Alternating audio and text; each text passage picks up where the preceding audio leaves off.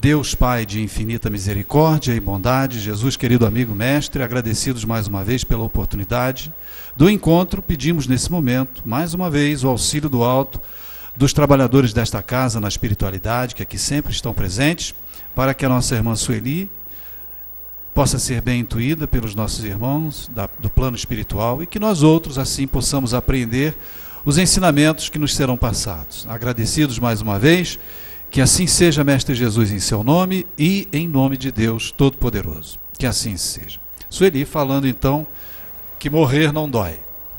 Eu falando, né? Eu transmitindo, né?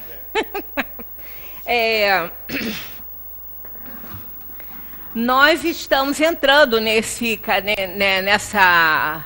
questão, porque nós encerramos assim em novembro com o materialismo e logo depois viria, né, essa parte porque nós estamos no retorno do espírito da vida corpórea entrando na vida espiritual. Esse é o assunto que nós estamos desenvolvendo.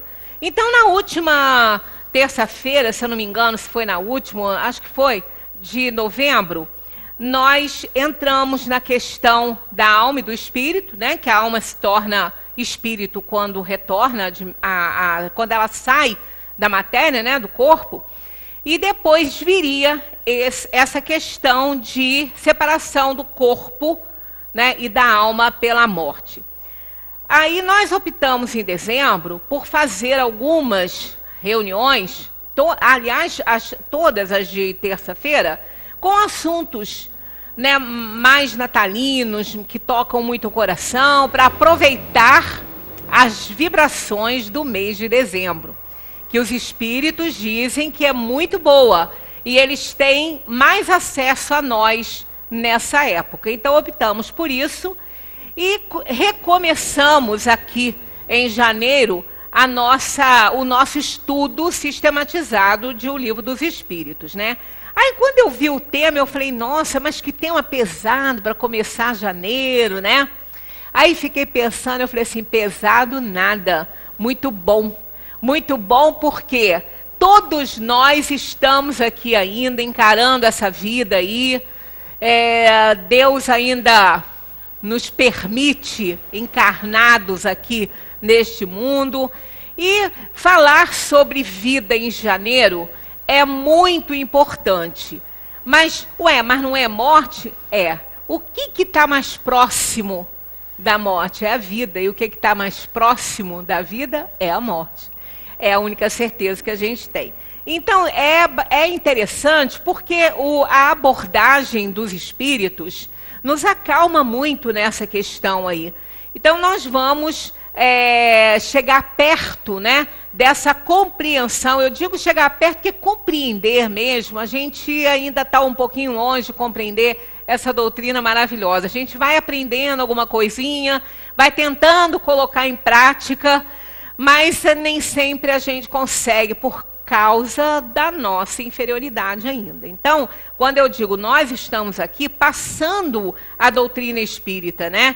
Jamais alguém que está expondo a doutrina, que está ali com essa tarefa árdua, porque ela né, porque a gente acaba sendo muito cobrado por causa disso, está ali com uma postura de prática disso tudo, porque realmente isso seria uma hipocrisia, né? Nós somos ainda num plano de provação e expiação, estamos aprendendo. O espiritismo, a doutrina espírita, ela não tem lideranças, né? Não tem como as outras religiões, tem o padre, tem o pastor. Então são as pessoas que estão estudando a doutrina que vão se revezando aí na exposição dos conceitos que tanto nos ajudam aí a viver um pouco melhor. Então, com certeza, ninguém está aqui com a pretensão de saber alguma coisa, e sim de aprender, de querer aprender e passar aquilo que tem sido tão bom, tão gratificante, que tem enriquecido tanto a nossa vida como a doutrina espírita.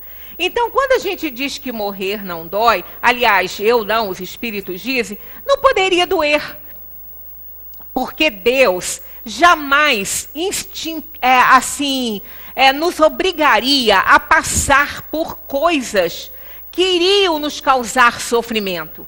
E a morte do corpo físico é uma lei da natureza, é um ciclo. Ela é fundamental, não tem como fugir. Todos nós já passamos muito por ela e ainda vamos passar muito, né? Porque já vivemos séculos incontáveis e estamos diante de milênios sem fim.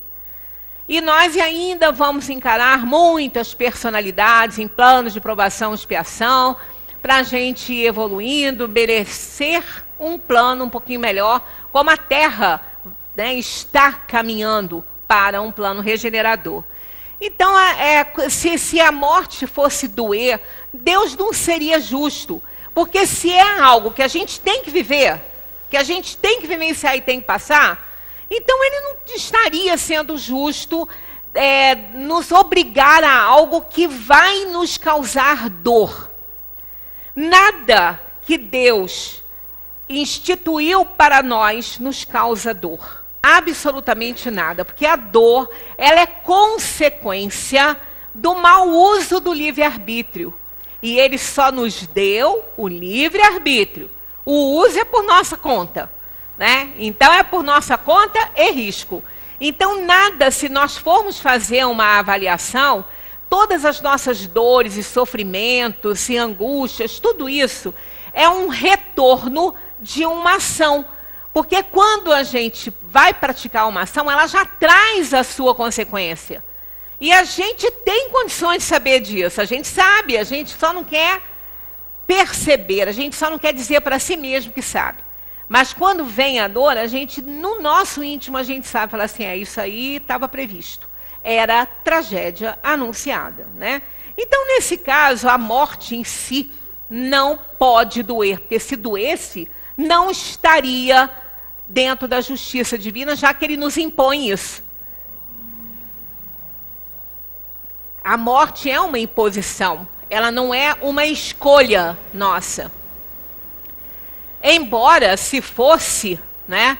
É possível até que a gente nem fosse querer, alguns não fossem querer, outros fossem querer, mas não depende da gente. A gente vai, isso já é uma situação imposta pela situação material. A matéria tem um ciclo para ser saudável, né? Para ela nascer, para ela crescer, para ela se desenvolver, e depois ela tem que completar esse ciclo. Tudo na natureza é assim. Nada permanece para sempre. Tudo vai passando por etapas, por estágios de evolução. Então vamos lá, começar aqui com um texto de Pedro Bial, muito interessante, porque é exatamente assim que acontece, né? A morte, esse texto é dele mesmo, não é só coisa de internet, não. Assisti a algumas imagens do velório do Bussunda, quando os colegas do Caceta e Planeta deram seus depoimentos. Parecia que a qualquer instante iria estourar uma piada. Estava tudo sério demais. Faltava a esculhambação, a zombaria, a desestruturação da cena. Mas nada acontecia ali de risível. Era só dor e a perplexidade, que é mesmo o que causa em todos os que ficam.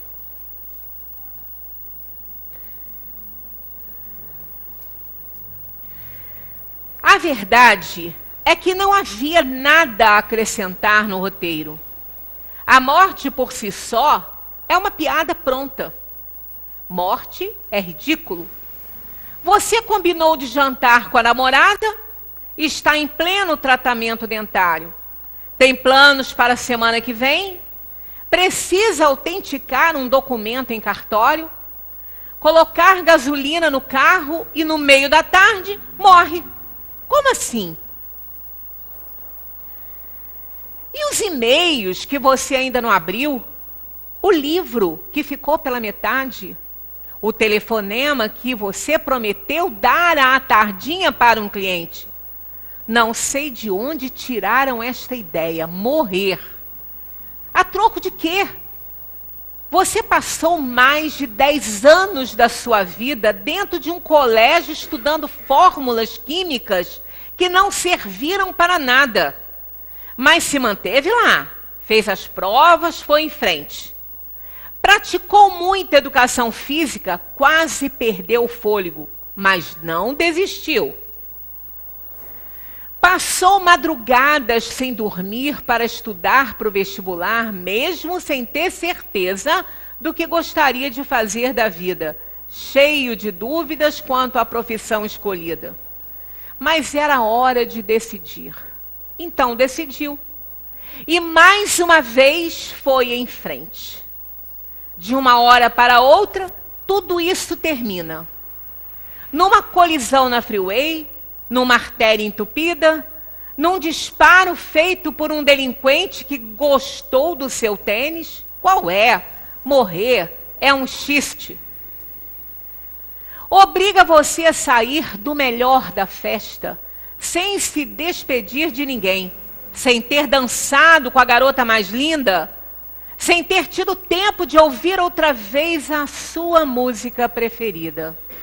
Você deixou em casa suas camisas penduradas nos cabides, sua toalha úmida no varal e penduradas também algumas contas.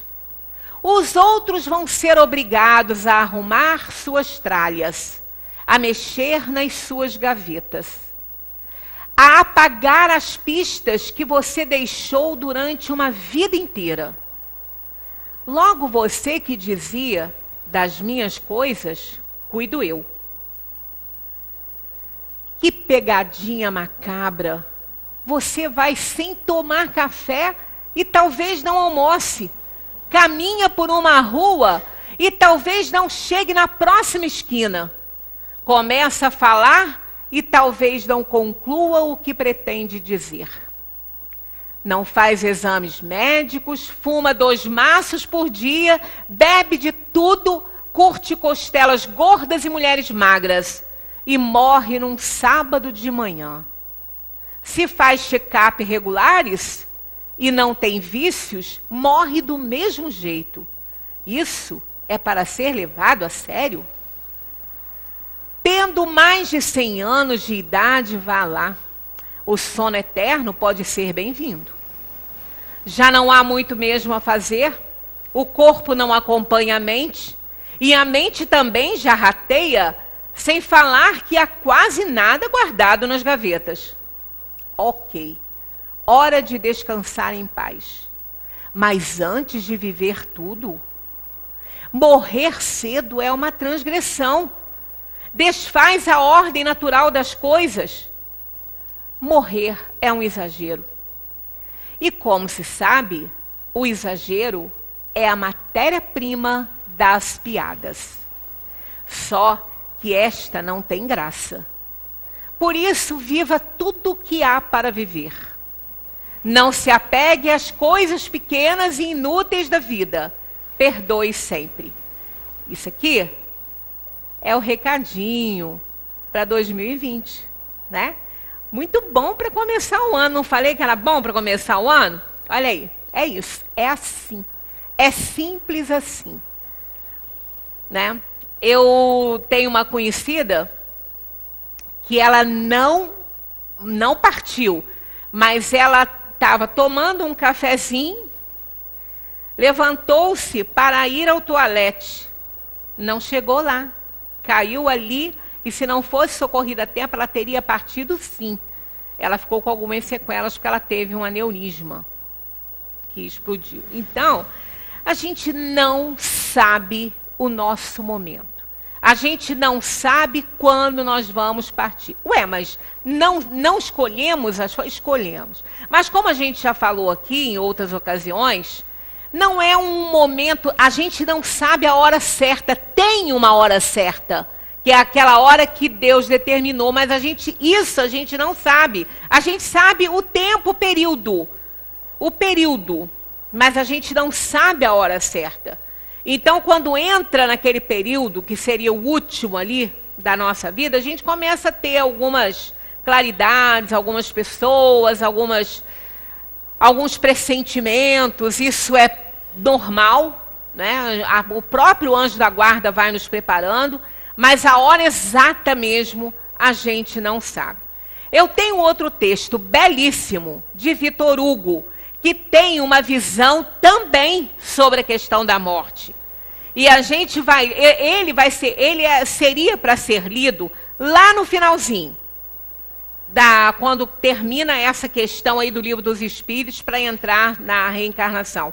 Mas eu achei interessante a gente ler agora também, para a gente ver o ponto de vista, né, sobre a questão da morte. O Bial, inspirado na morte do Bussunda, ele escreveu isso muito verdadeiro, muito real, porque é exatamente assim, mas ele está falando desse momento. E o Victor Hugo falou do momento seguinte. Então vamos avançar aqui e vamos chegar lá no texto de Victor Hugo. Está aí. Invisíveis, mas não ausentes. É lindo esse texto dele. A morte não é o fim de tudo. Ela não é senão o fim de uma coisa e o começo de outra. Na morte, o homem acaba e a alma começa. Que digam esses que atravessam a hora fúnebre, a última alegria, a primeira do luto. Digam se não é verdade que ainda há ali alguém e que não acabou tudo. Eu sou uma alma.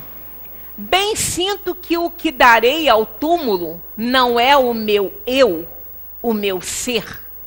O que constitui o meu eu irá além. O homem é um prisioneiro. O prisioneiro escala penosamente os muros da sua masmorra. Coloca o pé em todas as saliências e sobe até ao respiradouro. Aí, olha, distingue ao longe a campina.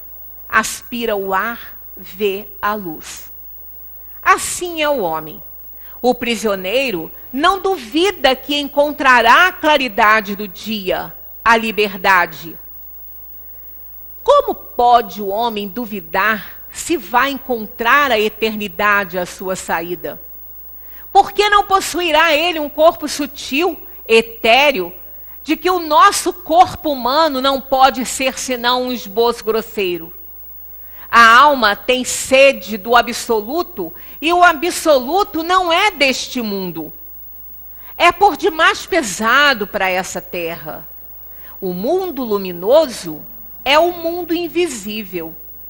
O mundo do luminoso é o que não vemos.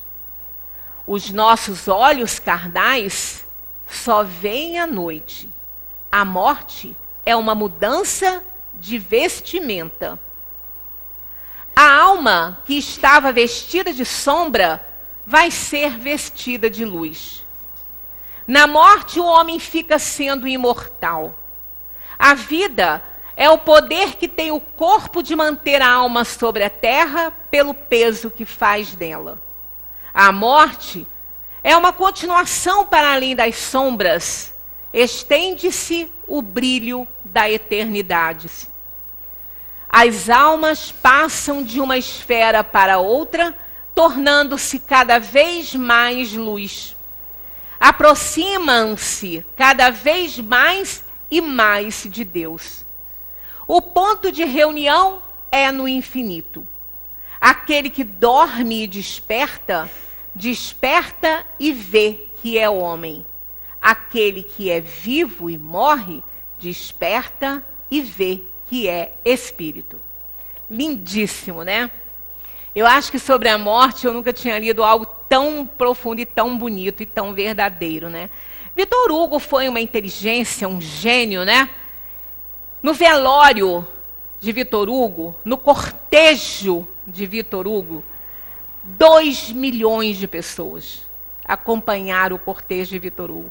E muitos dos seus escritos, a maioria deles, só foi revelado após a sua morte, porque essa era a sua vontade. Ele não queria louros, ele não queria ser aclamado, ele não queria nada disso. Ele era um gênio. E realmente deixou coisas belíssimas escritas para a gente. Então, quando a gente vê o texto de Bial, é verdadeiríssimo, porque é assim que acontece. Mas e depois? Depois é isso aí que Vitor Hugo falou. Bial se prendeu ao momento, e Vitor Hugo foi além, mostrando o que acontece depois da morte. Então, ela não é tão feia assim, né? Ela não é tão feia quanto se pintam, mas ela pode ser bem desagradável quando nós fazemos a pintura dela em nós, no perispírito. Lembra o retrato de Dorian Gray que eu recomendei para todo mundo ler? Não deixem de ler, porque é maravilhoso. E aí, é aí que entra a questão do sofrimento da morte. Vamos voltar então para o nosso início aqui e seguir. Na 154, que é a primeira questão que Kardec trata desse assunto aí, ele pergunta: a separação da alma e do corpo é dolorosa? É a morte. Isso é a morte. Não vamos fazer confusão com outras coisas, né? A resposta é a seguinte: taxativamente, não.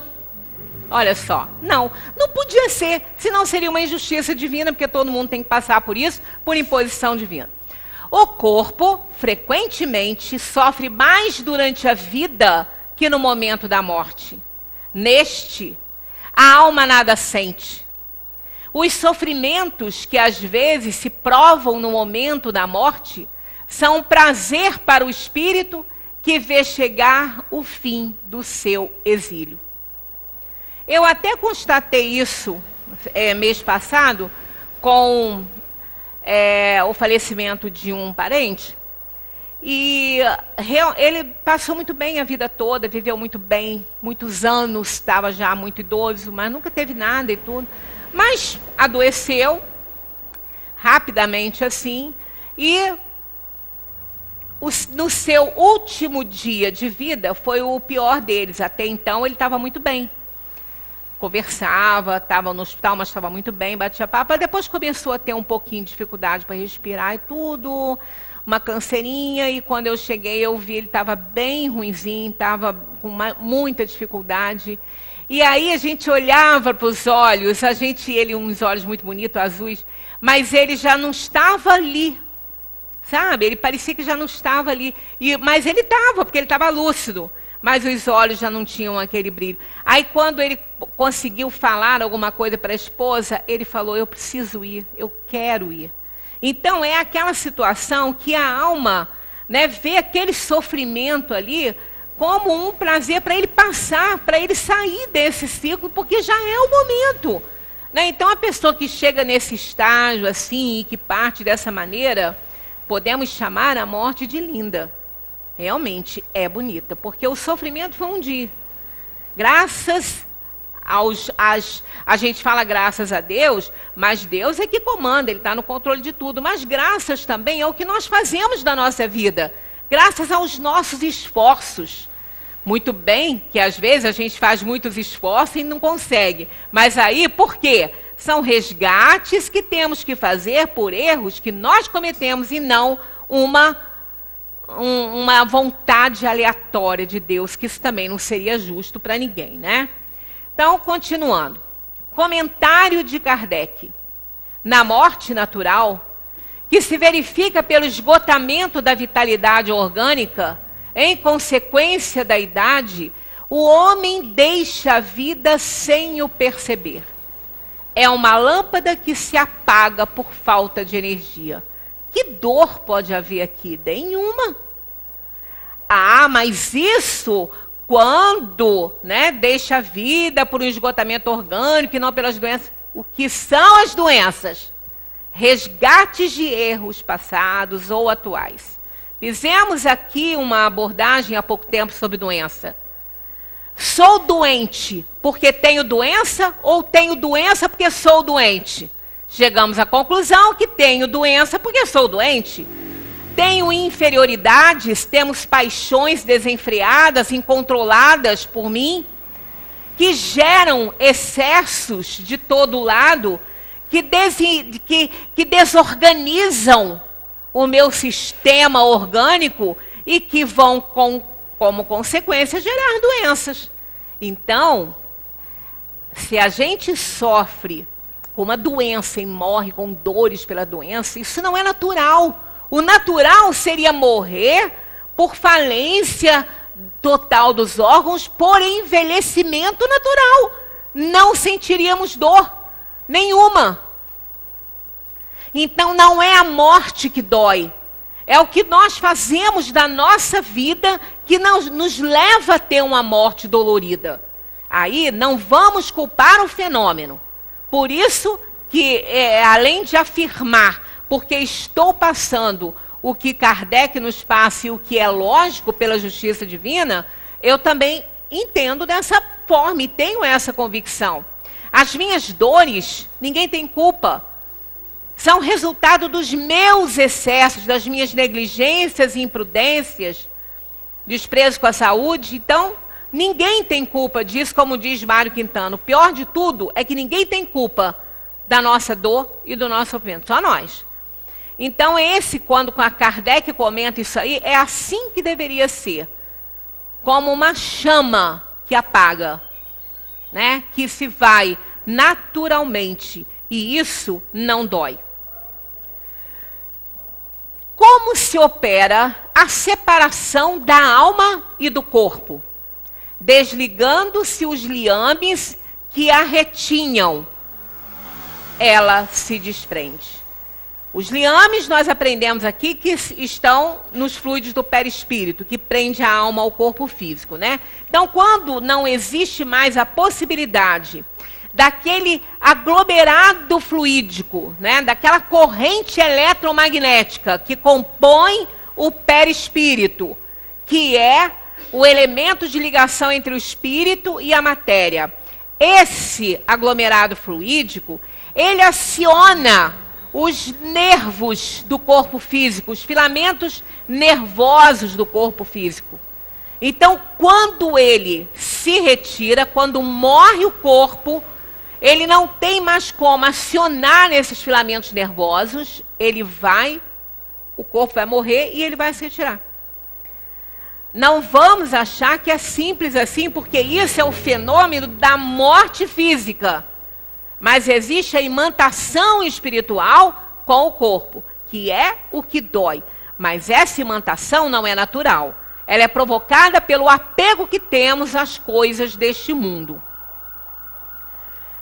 A separação se verifica instantaneamente numa transição brusca? Há uma linha divisória bem marcada entre a vida e a morte? Eles dizem não. A alma se desprende gradualmente e não escapa como um pássaro cativo que fosse libertado. Os dois estados se tocam e se confundem, de maneira que o espírito se desprende pouco a pouco dos seus liames. Estes se soltam e não se rompem. Isso aqui não quer dizer que seja duradouro, não. Pode ser e pode não ser. Já contamos aqui para vocês, em outras oportunidades, e eu até na próxima reunião, que isso não vai, isso é mais longo, né? Nós temos vários slides sobre o assunto, eu vou trazer uma situação interessante de Herculano Pires. Olha, Herculano Pires foi na Terra um professor, um orador, palestrante, escritor, poeta. Ele foi uma pessoa que assim defendia a doutrina espírita na sua pureza, fez a tradução das obras magnas. A melhor tradução é de Herculano Pires, é muito boa. Salvo a Gênese, que ele traduziu após a 5ª edição, e ela tem muitas coisas que foram retiradas. Então isso é assunto para outro papo, não é hoje, mas isso não tira o brilho de Herculano como um tradutor e um contribuinte maravilhoso à doutrina espírita. Ao desencarnar, e foi abrupto, porque ele não estava doente. Então, isso são questões que aqui nós vamos ver muito bem explanada pelos espíritos, sobre morte por doença, mortes violentas. As pessoas têm muita coisa, têm muita ideia, né, assim, distorcida sobre esse assunto, e os espíritos esclarecem muito bem. Herculano Pires cedeu um espaço no fundo da casa dele para montar um centro. E ali se desenvolviam os trabalhos doutrinários, os trabalhos mediúnicos. O centro ficava nos fundos, no terreno que era dele, ali na casa, perto da casa dele, que ele cedeu. No dia da reunião, Herculano passou mal. Pouco antes da reunião começar, ele sentiu uma dor forte no peito. Então, a família levou para o hospital. E mal ele chegou lá, ele estava infartando e ele não resistiu e partiu por um infarto.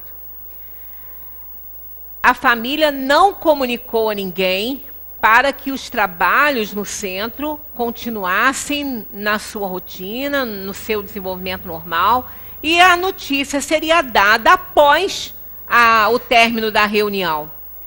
Sendo que, mais ou menos no meio lá da reunião, um médium deu uma comunicação, e quem era? Herculano Pires. O corpo estava no hospital ainda, né? E ele estava se comunicando através de um médium no centro que ele trabalhava. E com uma clareza, com uma lucidez, tranquilidade, fez um poema. Eu vou trazer, eu já trouxe, mas hoje não me ocorreu em casa de trazer. Está me ocorrendo isso agora, quando eu li o assunto aqui, que a gente vai recebendo as ideias, né? Mas eu prometo semana que vem trazer.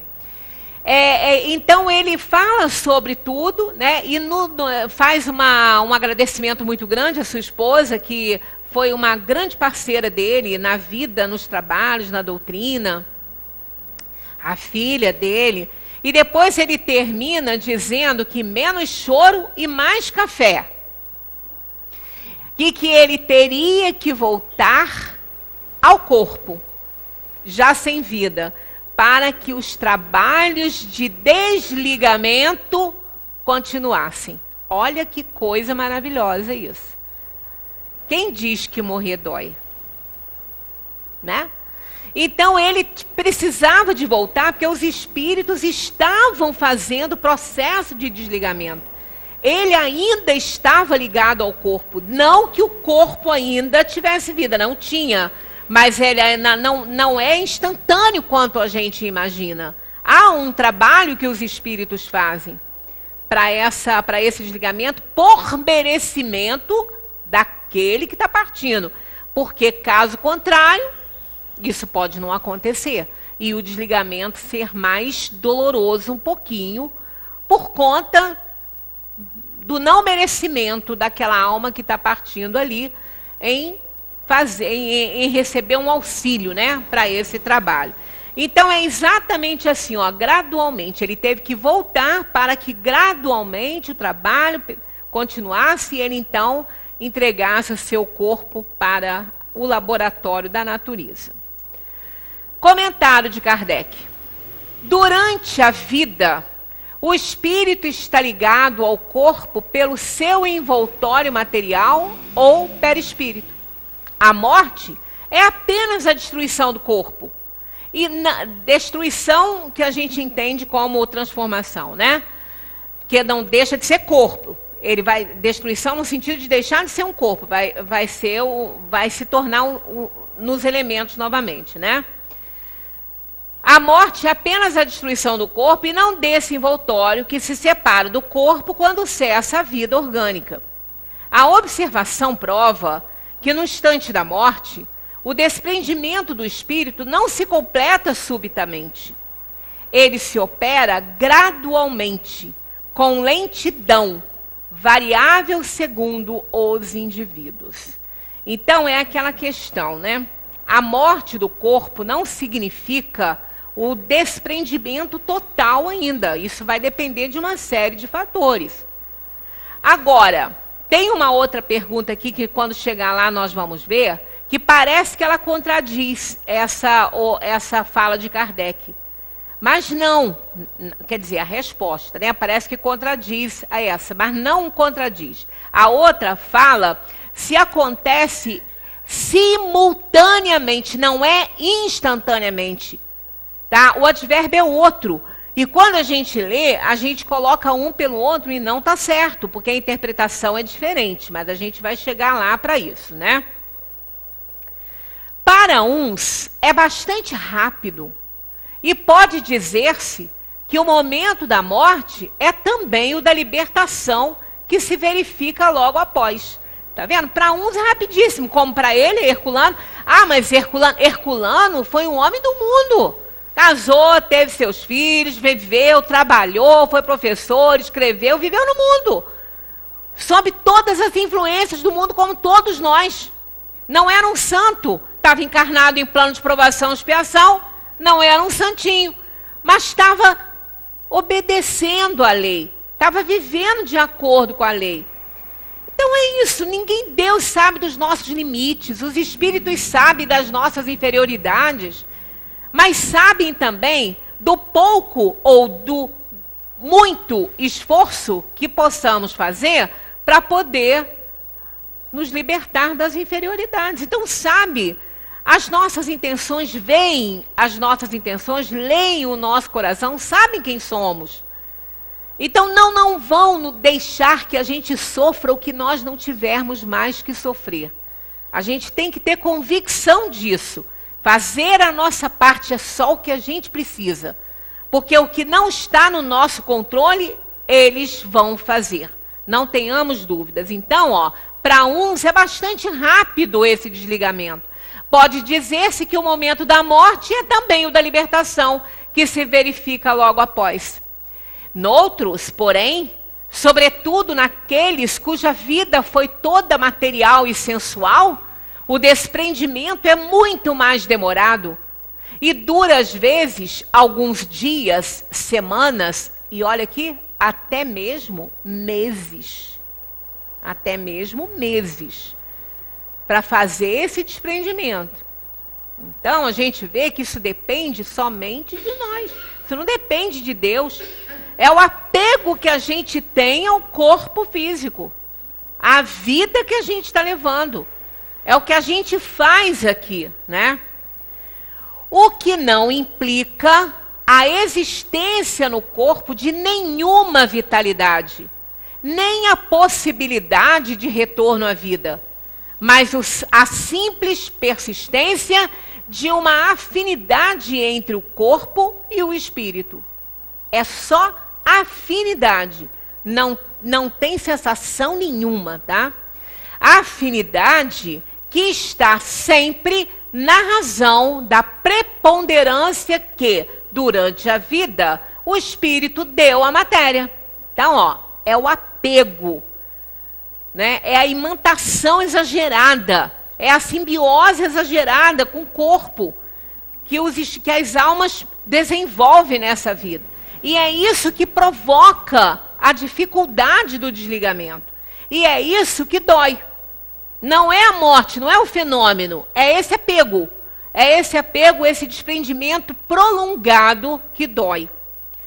É lógico admitir que quanto mais o espírito estiver identificado com a matéria, mais sofrerá para separar-se dela. Então é aquela história, nós temos que ter um apego à nossa matéria. Isso é dado, inclusive, pela lei de conservação.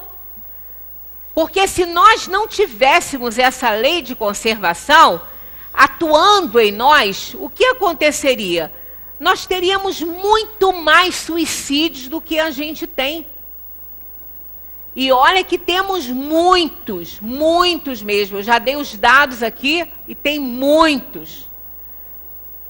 Então, é absurdo o número de suicídios. Ainda assim, né? Com essa lei de conservação, a gente ainda tem esse número exagerado de suicídio. Mas mesmo esse apego natural, que é normal, porque senão a gente não ficaria aqui. Porque a gente tem medo da morte, a gente não tem medo da morte, porque a gente sabe que morrer não dói, porque a gente já passou por essa experiência várias vezes. Mas o que a gente sabe que dói é o medo que a gente tem, porque a gente sabe que ainda carrega tanta inferioridade, que isso é que dificulta a passagem, o passamento, como dizem alguns. Não é isso que dificulta. Então, a dor, ela está aí. Mas essa dor, ela é gerada por nós, ela não é do fenômeno natural. Por isso que eles respondem que a morrer realmente não dói, né? Então, é lógico admitir que quanto mais o espírito estiver identificado com a matéria, mais sofrerá para separar-se dela. O que nós temos que fazer? A matéria é nosso templo, é a casa do espírito, né? que é a alma enquanto está encarnado. Cuidar bem dele, não danificar, para não gerar doenças, porque quando a gente gera doença, a gente gera dor e sofrimento, inclusive para morrer. Então, cuidar bem desse corpo, não colocá-lo sob pressão além dos limites orgânicos, ser disciplinado, não é santo, é ser disciplinado, é viver normalmente, ter limites na sua vida.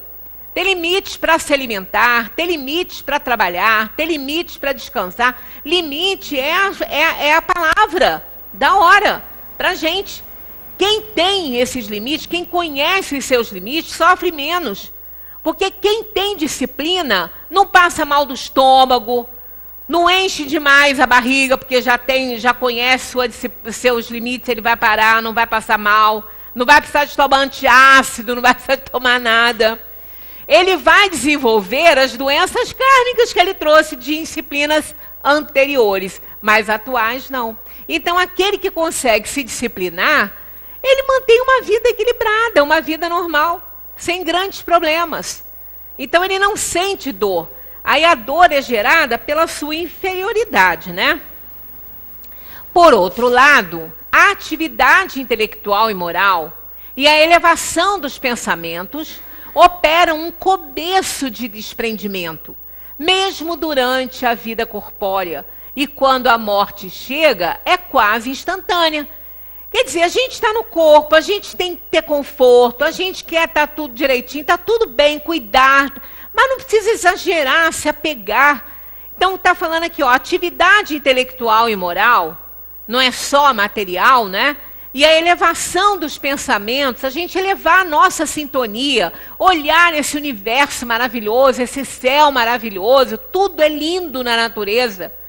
Então, logicamente, que Deus não ia ser menos prodigioso no ser mais importante que Ele criou a sua imagem e semelhança, é o único que tem capacidade de fazer considerações a respeito dele, né? Então, por quê? Porque nós temos inteligência e raciocínio ilimitado. Isso gera, muitas vezes, o mal. Por que que os animais não erram? Por que que eles não têm karma para cumprir? Porque eles não têm livre-arbítrio. Não erram porque eles não têm raciocínio lógico como nós temos, sem limite. O raciocínio deles é limitado para a preservação da espécie. E eles são guiados pelos instintos que não erram nunca. Né? Então, nós não poderíamos ficar agarrados lá, porque é necessário que a gente construa a própria felicidade ou infelicidade. Deus nos deu o livre-arbítrio de presente, mas a ação é por nossa conta. O que nós vamos fazer com isso é por nossa conta. Então, é importante que a gente se eleve a sintonia das coisas, observe, seja mais grato. Não é gratidão. Olha, nós estamos em 2020, quantos não chegaram aqui? Quantos partiram em 2019? Já na virada, como esse meu parente, já foi na véspera. Né? Então a gente fica vendo, a gente está aqui, a gente está abençoado, a gente está falando, a gente está enxergando, a gente está andando. Né? Nós estamos com autonomia. Olha, isso é bênção o tempo inteiro. Então a gratidão, ela nos eleva acima disso tudo. E vermos que realmente a gente não é matéria. Nós somos espíritos encarnados, somos almas que temporariamente estamos habitando uma matéria. Tratemos bem dela, mas compreendamos também que ela tem que ficar aqui. Ela não é nossa, ela não vai conosco. O que vai conosco é a alma, a inteligência, o corpo espiritual para que possa se manifestar na na dimensão física. Precisamos dele, mas o corpo físico vai ficar. Então, por que a gente tem que se agarrar? A gente tem que dar importância a ele, mas não mais que aquela que a gente dá ao espírito. O espírito é que é tudo, é para ele que tudo acontece, é para ele que Deus criou esse universo maravilhoso, e não para essa roupagem física. Portanto, essa dor a gente tem porque a gente procura com as nossas inferioridades. Então, continuando aqui, a atividade intelectual e moral e a elevação dos pensamentos operam um começo de desprendimento, mesmo durante a vida corpórea. E quando a morte chega, é quase instantânea. Este é o resultado dos estudos efetuados sobre todos os indivíduos observados no momento da morte. Pelos espíritos que trabalham, pelos espíritos que estão nessa atividade aí de auxílio à desencarnação, relatam esses fatos. Muitas vezes eles querem ajudar, mas eles não conseguem, porque a gente não ouve.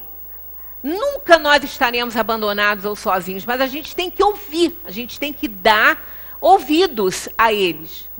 Casos e casos de espíritas atuantes que relatam esses fatos. Eu já falei, já comentei com vocês aqui de uma irmã que era médium no centro da Mansão do Caminho, cuidava de um orfanato lá, as crianças adoravam ela, e, no entanto, ela, quando teve o ataque do coração, ela não percebeu que ela tinha morrido. As crianças choravam em cima do corpo dela e ela não entendia nada, ela estava do lado de fora do corpo e olhava aquilo, ela não entendia. Conclusão, ela acompanhou o corpo no sepultamento. Ela estava muito ligada, ela não entendeu. Lá dentro da sepultura, dentro da urna e tudo, que ela começou a perceber que estava tudo muito diferente, que ela não podia se mexer, e ela começou a perceber que tinha alguma coisa errada. Aí veio a memória das crianças chorando em cima do corpo, e aí ela percebendo, aí ali que ela percebeu, sentindo o cheiro das flores já em decomposição, aí ela entrou em prece. Nisso, uma luzinha foi formando uma imagem para ela, que era um espírito que trabalhava na reunião mediúnica com ela, dizendo para ela: minha irmã, eu tive com você todo o tempo, mas você não me ouvia. Aí agora que você me ouve, vamos sair. E assim saíram dali. Não houve assim sofrimento para ela, mas ela custou a entender. Então isso não é só das pessoas que não têm contato com a doutrina, não. Isso pode acontecer com qualquer um de nós.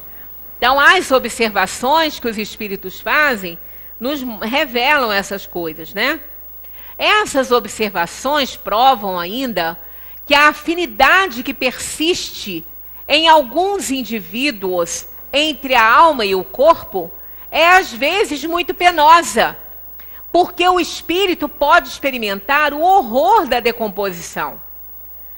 Mas não vamos ficar apavorados com isso, porque olha o que eles dizem aqui, este caso é excepcional e peculiar a certos gêneros de morte, verificando-se em alguns suicídios. Por que eu botei em vermelho? Porque são raros, alguns. Porque a gente fica imaginando, meu Deus, eu tenho uma pessoa querida que eu sempre amei, que se suicidou. Como que sofrimento? Não sabemos. Não, os casos são individuais. Não existe uma regra comum a todos. Não tem isso. Cada caso é um caso. Cada situação é uma situação.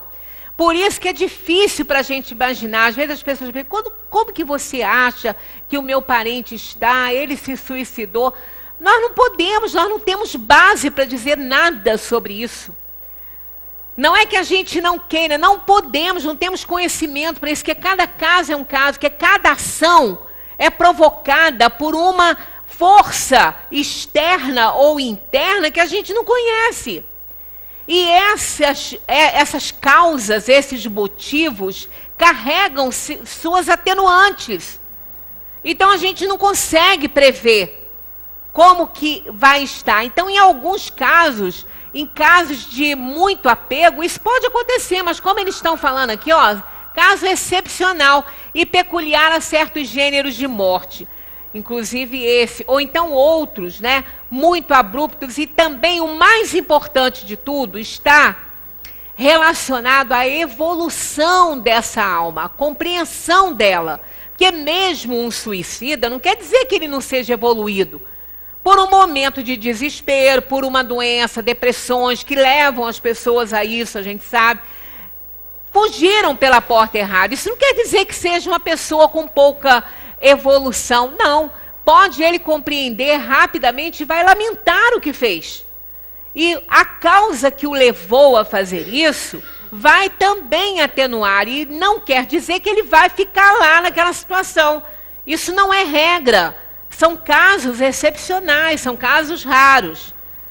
Então a gente não pode tomar isso como regra. Agora, não podemos deixar de abordar, porque está escrito lá no Livro dos Espíritos, e nós não temos necessidade nenhuma de cobrir e de omitir. Está lá porque a gente tem que saber disso. A gente precisa trabalhar para que essas coisas não aconteçam com a gente. Né? Que a gente se desprenda enquanto nós estamos bem, que a gente está aqui entendendo que a matéria é só para o tempo em que estivermos aqui encarnados. Quando ela estiver ruim, ela não vai prestar para mais nada. Vai ser trabalhado no laboratório da vida, seja pelo fogo ou pela terra, né, pela decomposição natural, e vai se reintegrar à atmosfera com os gases que o compõem, que são os mesmos que compõem essa mesa, essa parede, é tudo igual. É tudo assim. Só a maneira desses átomos se organizarem é que é diferente, né? Como a gente já deu aqui vários exemplos. Bem, então a gente vai só mais essa aqui, porque a gente já está lá no alcance da hora. A separação definitiva entre a alma e o corpo pode verificar-se antes da cessação completa da vida orgânica? Olha que interessante isso, né? Da mesma maneira que um espírito pode ficar agarrado ao seu corpo físico e até assistir à decomposição do corpo, ou ter impressões desagradáveis na cremação, há muitas perguntas, né, sobre essa questão da cremação. Se ele for sentir alguma indisposição ali, uma situação constrangedora, desagradável, vendo a cremação do seu corpo, ele não vai sentir queimar, porque ele não tem mais sensação física lá. Ele vai sentir também a decomposição do corpo, né? Porque ele está preso ali, ele está imantado, aquele corpo. Então isso, da mesma maneira que nós temos esses casos, são raros, não são casos tão comuns assim, nós temos essa situação aí, ó. Na agonia, às vezes, a alma já deixou o corpo que nada mais tem do que a vida orgânica. Ela já saiu dali. Quando às vezes um parente vê a agonia de um amor dele, um afeto que ele ama, num desespero, numa agonia, ele já não está, mas pode ser que ele já nem esteja mais ali. Não é uma regra, tá vendo? Isso não é regra para ninguém. Pode ser que sim, pode ser que não. Vai depender do que ele fez para merecer a dor ou não. Na agonia, às vezes, a alma já deixou o corpo, que nada mais tem do que a vida orgânica. O homem não tem mais consciência de si mesmo. E, não obstante, ainda lhe resta um sopro de vida. O corpo é uma máquina que o coração põe em movimento. Ele se mantém enquanto o coração lhe fizer circular o sangue pelas veias, e não para isso, e para isso não necessita da alma. É o caso das mortes mantidas por aparelho, para poder fazer a retirada de órgãos. Não tem mais vida ali. Não tem, o espírito pode estar já totalmente desprendido. E se ele estiver imantado ainda, é porque ele fez isso com ele mesmo. Não é um fenômeno natural. E ele pode se desprender no momento que ele decidir, que ele quiser. Ele é livre para isso. Né? Então a gente não precisa ficar nesse desespero. Eu me lembro uma vez que eu li uma psicografia de um rapaz que morreu afogado. Ele estava com um grupo e ele morreu afogado numa praia. E os pais, a família desse rapaz, porque o grupo que estava com ele não conseguiu salvá-lo, né? Muitas pedras, e ele tinha caído, eles morreriam se eles pulassem também. Vendo o desespero daquele rapaz e daquele desespero deles também, eles relataram isso para a família ficou em pânico. Só visualizavam aquele horror, né? Que ele viu o amigo naquela situação, né? De se debater muito, um desespero, um horror. E aquilo ficou na mente deles. Depois, passado um tempo, a família teve grandes problemas, que essas situações assim, às vezes, até, né, seccionam a família, né? Aí uns amigos levaram para uma reunião com o Chico, em Uberaba, ele ainda estava bem psicografando, e teve a psicografia desse rapaz. E ele, na psicografia, ele pede à família para tirar aquelas ideias e aos amigos também, porque ele não passou por aquilo. Ele disse que não sabia explicar por quê, mas a única coisa que ele sentiu foi quando ele caiu, ele bateu com a cabeça na pedra e realmente ele estava com ferimento na cabeça. Depois o corpo foi, né, quando foram fazer o exame. Ele bateu com a cabeça na pedra, a única coisa que ele sofreu, que ele sentiu, foi a água fria, que logo que ele caiu, ele bateu a cabeça. Então, ele já caiu dentro do mar, ferido, né? Ele bateu a cabeça e sentiu a água fria do mar tomando conta do corpo dele. Acabou. Foi o que ele sentiu. O desespero que os amigos viram nele, na hora, ele se debatendo muito e tudo, aquilo ali foi do corpo.